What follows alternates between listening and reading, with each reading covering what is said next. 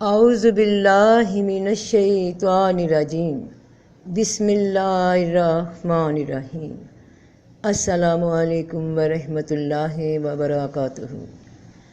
اللہ پاک نے قرآن پاک میں دو طرح کے انسانوں کے متعلق بتایا۔ انسانوں کی نیچر، ان کی فطرت کے متعلق آگاہ کیا کہ وہ کس قسم کے ہیں، اور جب انسان کو تکلیف پہنچتی ہے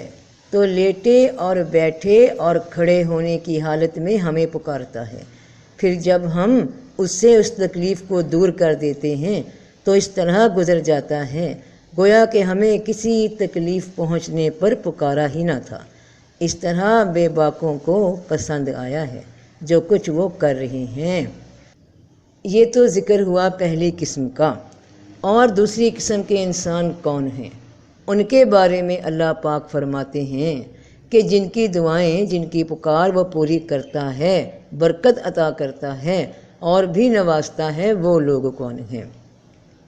وہ جو اللہ کو کھڑے اور بیٹھے اور کروٹ پہ لیٹے یاد کرتے ہیں اور آسمان اور زمین کی پیدائش میں فکر کرتے ہیں، کہتے ہیں اے ہمارے رب، تو نے یہ بے فائدہ پیدا نہیں کیا، تو سب عیبوں سے پاک ہے، سو ہمیں دوزخ کے عذاب سے بچا۔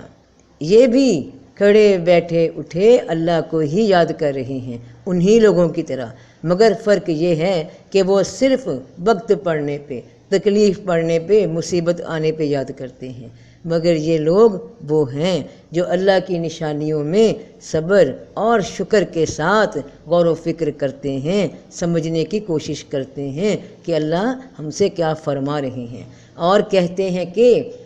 اے رب ہمارے، جسے تو نے دوزخ میں داخل کیا سو تو نے اسے رسوا کیا، اور ظالموں کا کوئی مددگار نہیں ہوگا۔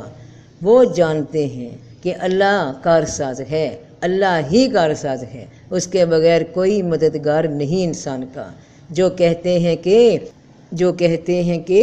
اے رب ہمارے، ہم نے ایک پکارنے والے سے سنا جو ایمان لانے کو پکارتا تھا کہ اپنے رب پر ایمان لاؤ، سو ہم ایمان لائے۔ اے رب ہمارے، اب ہمارے گناہ بخش دے اور ہم سے ہماری برائیاں دور کر دے اور ہمیں نیک لوگوں کے ساتھ موت دے۔